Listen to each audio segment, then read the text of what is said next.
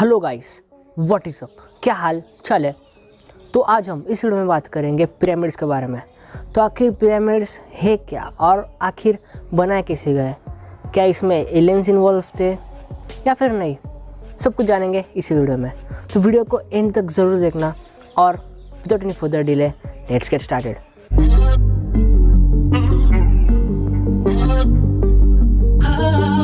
तो pyramids basically kind of super structures है जो कि मोस्टली इजिप्ट में लोकेटेड है। ऐसा नहीं कि सिर्फ इजिप्ट में ही पिरामिड्स पाए जाते हैं, पिरामिड्स अक्रॉस द वर्ल्ड बहुत सी जगह पर है, बट वो उतने स्पेशल नहीं है जितने कि इजिप्ट वगैरह में है। तो पिरामिड्स बने थे 4-4.5 हज़ारों साल पहले।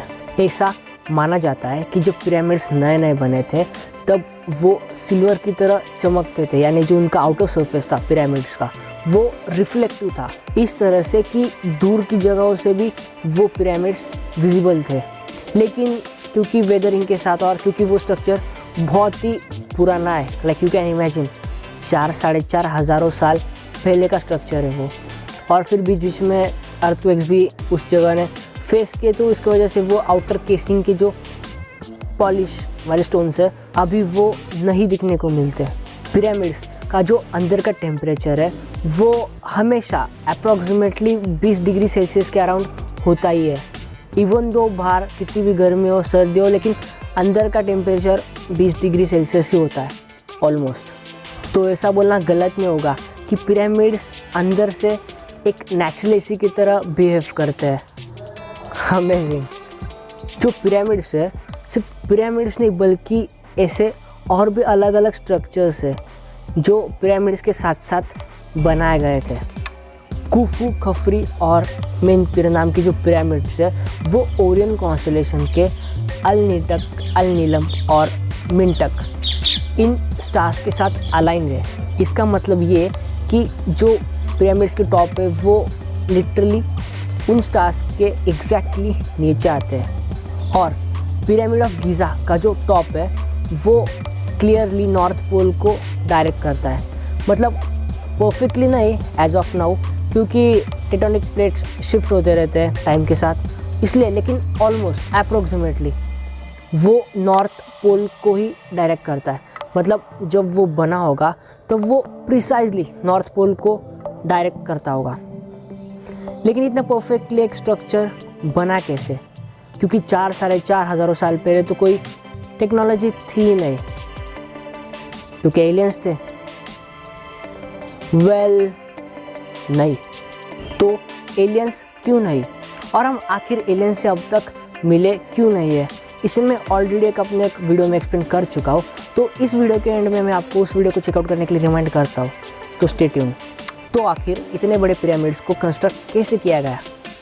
वेल, एक पिरामिड बनाने के लिए ऑलमोस्ट 23 लाख से लेके 25 लाख लाइमस्टोन ब्लॉक्स का यूज़ हुआ है, और एक ब्लॉक कम से कम 2700 किलो से लेके 70,000 किलो के बीच में लाया करता है उसका वज़न।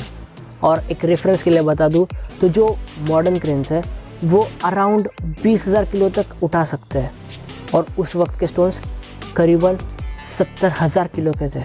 इससे पहले कि हम बात करें कंस्ट्रक्शन के बारे में, मैं बताना चाहता हूँ कि जो मैंने बोला कि जो पिरामिड्स के टॉप्स थे वो ओरियन कॉन्स्टेलेशन के स्टार से अलाइन थे, तो वो कैसे पॉसिबल हुआ। Well, simple geometry. स्टार के पोजीशंस दिन भर ऑब्जर्व करना, उसके रिस्पेक्ट में एंगल्स ड्रॉ करना, और जैसे ही राइट एंगल मिल जाए राइट एंगल से हम लेवल डिटरमाइन कर सकते हैं। हालांकि उस वक्त पाइथागोरस थ्योरम नहीं मालूम था, लेकिन ये मालूम था कि 3-4-5 डायमेंशंस वाला एक ट्रायंगल 90 डिग्री बनाता है, और उससे ही लेवलिंग में मदद हुई। 12th सेंचुरी में कुडिस के राजा अल अजीज़ और कई लोगों ने उसे डेमोलिश करने की कोशिश की, लेकिन 8 महीनों में वो सिर्फ इतना ही पार्ट डैमेज कर पाए, और as a result of which उन्होंने उसे डेमोलिश करने की आइडिया ड्रॉप कर दी। अल जर्फ जो कि एक रेड सी का एक पोर्ट है, उस पे 4,500 हज़ारों साल पहले के कुछ कागज़ मिले, बेसिकली विच टर्न्स आउट कि वो मिरर की डायरी थी, जो कि उस वक्त जो वर्कर्स थे उन पे नज़र रखता था। तो उस डायरी में उस वक्त कंस्ट्रक्शन कैसे किया गया होगा उसके बारे में कुछ डिपिक्शंस है। वो सॉर्ट ऑफ एक लॉग बुक थी, फ़ारओन खुफू के रेइन के 27th ईयर में लिखी गई थी। अभी आपके मन में एक सवाल होगा कि आखिर पिरामिड्स में कितने ममीज़ मिले? 5,000, 10,000, 1 लाख, 2 लाख, 10 लाख? ज़ीरो, एक भी नहीं। वेल, ऐसा क्यों? क्योंकि जिसके लिए पिरामिड्स बनाए गए थे शायद से वो कंप्लीट हुए ही नहीं।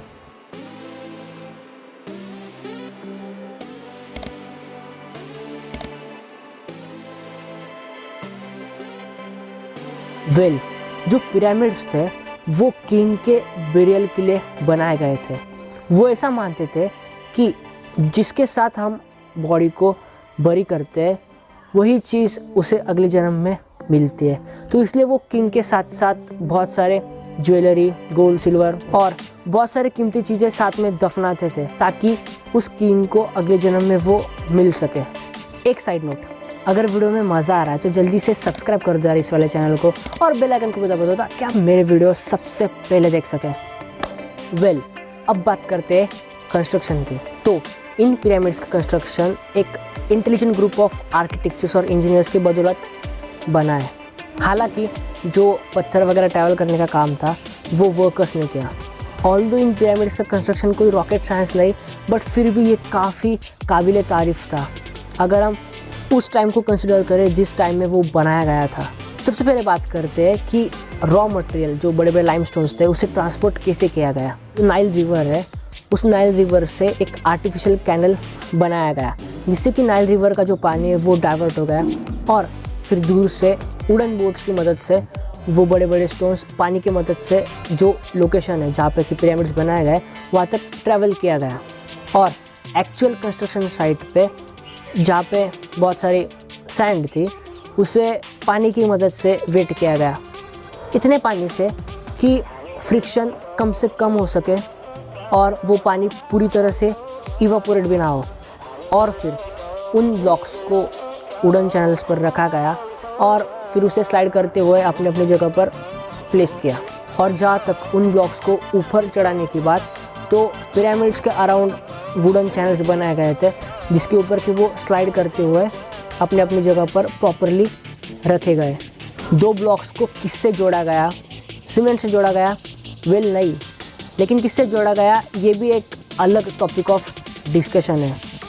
और जो आर्टिफिशियल कैनल्स बनाए गए थे उस रॉ मटेरियल को ट्यूरा से गीज़ा तक लाने के लिए, उसके जो एविडेंसेस है वो गीज़ा के पिरामिड के नीचे मिले हैं।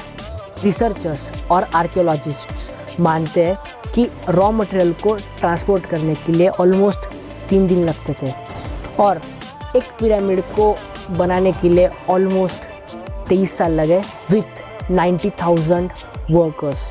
और जो वर्कर्स थे उनको भी अच्छी तरह से ट्रीट किया गया क्योंकि जो उनके कॉफिन जब डिस्कवर किए तो उसमें बहुत सारे खाने पीने का सामान और ज्वेलरी वगैरह थी। तो या इट वॉज कूल।